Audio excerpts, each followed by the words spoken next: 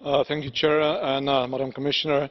I think let's not be mistaken. We are not here to discuss today, who attacked which driver and where and for what reasons. Nor are we here today, basically, to discuss whether this debate is legitimate and is valid.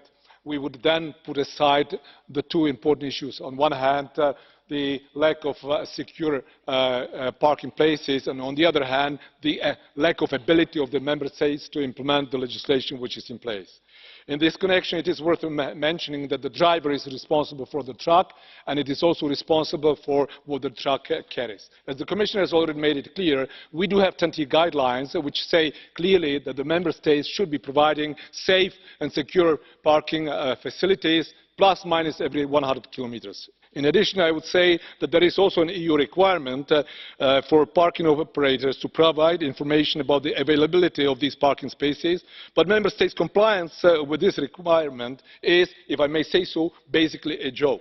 So we can indeed ask how the Commission will safeguard the security on Europe's roads, but we should not forget that Member States are maybe even more at the front of this matter. They have to share the information, they have to make a proper use of CEF, they have to deliver for 10T network. As a final remark, if I may say so, of course, this one is for the Commission.